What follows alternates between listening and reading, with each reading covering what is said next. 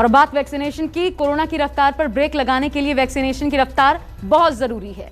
पहले वैक्सीनेशन को लेकर केंद्र विपक्ष के निशाने पर रहा, मैनेजमेंट को लेकर सवाल उठे और अब तो सीधे कोविशील्ड की निर्माता कंपनी सीरम इंस्टीट्यूट ने ही वैक्सीनेशन की कमी को लेकर केंद्र पर आरोप लगा दिया है। तो उधर आईएमएफ यानी कि इंटरनेशनल मॉनेटरी फंड भी डराने वाली भविष्यवाणी कर रहा है।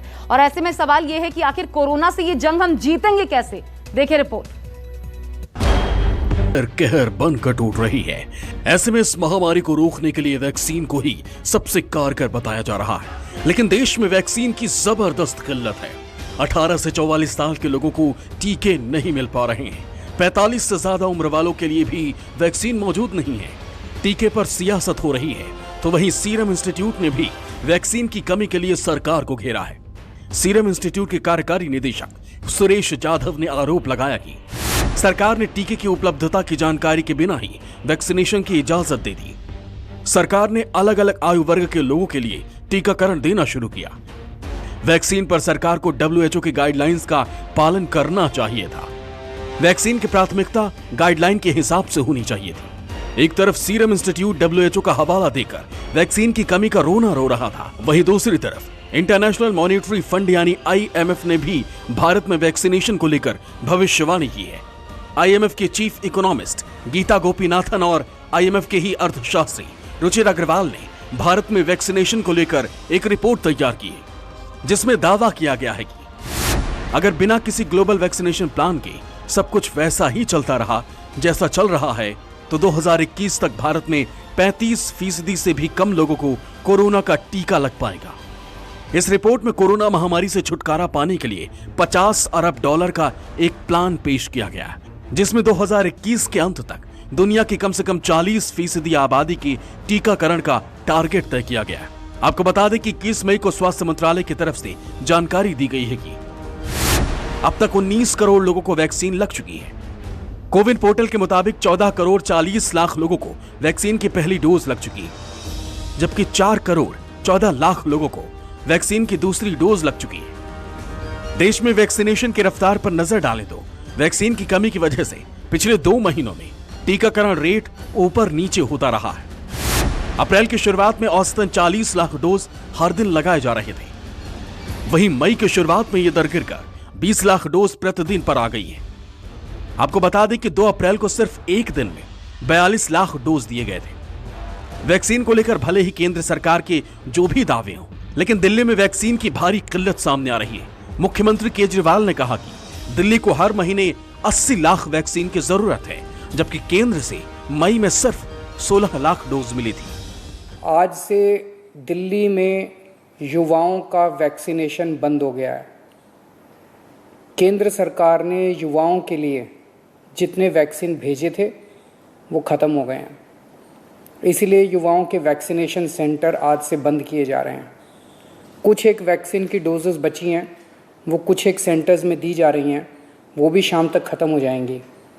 कल से युवाओं के वैक्सीनेशन के सभी सेंटर बंद हो जाएंगे। मुझे बेहद दुख है कि हमें वैक्सीन ख़त्म होने के कारण युवाओं के वैक्सीनेशन सेंटर्स बंद करने पड़ रहे हैं। हमने केंद्र सरकार को भी लिख के बताया है, केंद्र से हमने और वैक्सीन मांगी है। जैसे ही हमें और वैक्सीन मिलेगी हम फिर से ये सेंटर शुरू कर देंगे। दिल्ली को हर महीने 80 लाख वैक्सीन की ज़रूरत है, 80 लाख डोजेस की। इसके मुकाबले मई में हमें केवल 16 लाख वैक्सीन मिली और जून के महीने के लिए केंद्र ने दिल्ली का कोटा और भी कम कर दिया है। केंद्र सरकार से हमें जो चिट्ठी आई है कि जून में हमें केवल 8 लाख वैक्सीन दी जाएगी। मई में 16 लाख दी थी, जून में 8 लाख देंगे। अभी तक हम दिल्ली में टोटल 50 लाख वैक्सीन लगा चुके हैं। केजरीवाल ने कहा कि कोरोना को हराना है तो वैक्सीनेशन की रफ्तार बढ़ानी होगी। इसके लिए उन्होंने केंद्र सरकार को 4 सुझाव भी दिए। वैक्सीन बनाने वाली सभी कंपनियों को भारत बायोटेक की वैक्सीन बनाने का आदेश दिया जाए। दुनिया में जो भी कंपनी वैक्सीन बना रही है उसे भारत में बिना देरी किए वैक्सीन सप्लाई की अनुमति दी जाए। विदेशी कंपनियों को भारत में वैक्सीन उत्पादन शुरू करने की अनुमति बिना देरी की दी जाए। कुछ देश अपनी आबादी से कई गुना वैक्सीन स्टोर कर चुके हैं, उनसे कुछ वैक्सीन अपने लिए मांगी जाए। कोरोना से लोगों की जान बचाने के लिए हमें देश में वैक्सीन की उपलब्धता तुरंत बढ़ानी पड़ेगी। इसके लिए केंद्र सरकार को मेरे 4 सुझाव हैं। पहला, भारतीय बायोटेक कंपनी जो कोवैक्सीन बनाती है, वो अपनी वैक्सीन का फॉर्मूला दूसरी कंपनियों को देने को तैयार हो गई है। देश में वैक्सीन बनाने वाली ढेरों कंपनियां हैं। केंद्र सरकार तुरंत उन सभी कंपनियों को बुलाए और उन्हें आदेश दे, उनसे रिक्वेस्ट ना करे, उन्हें आदेश दे कि वे सभी कंपनियां युद्ध स्तर पर समयबद्ध तरीके से वैक्सीन बनाना तुरंत चालू करें। दूसरा सुझाव, सभी विदेशी वैक्सीन, जितनी विदेशी वैक्सीन है, उनको भारत में इस्तेमाल करने की तुरंत इजाजत दी जाए। ये भी 24 घंटे में होना चाहिए। तीसरा सुझाव, कुछ देश ऐसे हैं, पढ़ने में आ रहा है मीडिया में, कि जिन्होंने जरूरत से ज्यादा वैक्सीन जमा कर रखी है। उनकी जनसंख्या जितनी है उसके हिसाब से उनको जितनी वैक्सीन चाहिए उससे कहीं ज्यादा वैक्सीन वो स्टोर करके बैठे हैं। उनसे भारत सरकार को वैक्सीन लेने के लिए गुजारिश करनी चाहिए, प्रार्थना करनी चाहिए। और चौथा सुझाव, ये जितने विदेशी कंपनियां वैक्सीन उत्पादक हैं, उन्हें भारत में वैक्सीन उत्पादन करने की भी तुरंत अनुमति दी जाए। वैक्सीनेशन को लेकर दिल्ली के मुख्यमंत्री जैसा दावा कर रहे हैं, ग्राउंड पर ठीक वैसे हालात देखने को मिले। 18 से 44 साल के लोगों के लिए वैक्सीनेशन बंद कर दिया गया और वैक्सीनेशन सेंटर भी बंद होने वाले। दिल्ली में कोरोना के मामले कम होना जरूर राहत की बात लेकर आए, लेकिन जिस तरीके से वैक्सीन की कमी है उसको लेकर ज़रूर दिल्ली सरकार की भी और दिल्ली के लोगों की भी परेशानियां ज़रूर बढ़ी हुई दिख रही हैं। देखिए, यहाँ पर भी ये नोटिस साफ लगा हुआ है। इस वक्त मैं वेस्ट विनोद नगर के एक वैक्सीनेशन सेंटर में हूँ, जहाँ पर ये नोटिस लगा हुआ है कि 20 मई से 18 से 44 वर्ष की आयु के वैक्सीन उपलब्ध नहीं है। और अभी यहाँ पर जो वैक्सीनेशन चल रहा है वो 45 प्लस के जो लोग हैं उनके लिए वैक्सीनेशन लगातार चल रहा है। लेकिन जो मेन जो युवा वर्ग को ध्यान में रखते हुए सरकार ने जो 18 साल से ऊपर तमाम लोगों को वैक्सीनेशन के लिए कहा था, उसको लेकर लगातार कमी सामने आ रही है। खुद दिल्ली के मुख्यमंत्री अरविंद केजरीवाल ने आज आकर ये बात कही कि दिल्ली में ज़्यादातर वैक्सीनेशन सेंटर जहां पर 18 से 44 तक के आयु वर्ग को वैक्सीन दी जा रही है, वहां पर वैक्सीन नहीं है, इसीलिए उन्हें बंद करना पड़ रहा है। दिल्ली ही नहीं, महाराष्ट्र में भी वैक्सीन की भारी किल्लत है।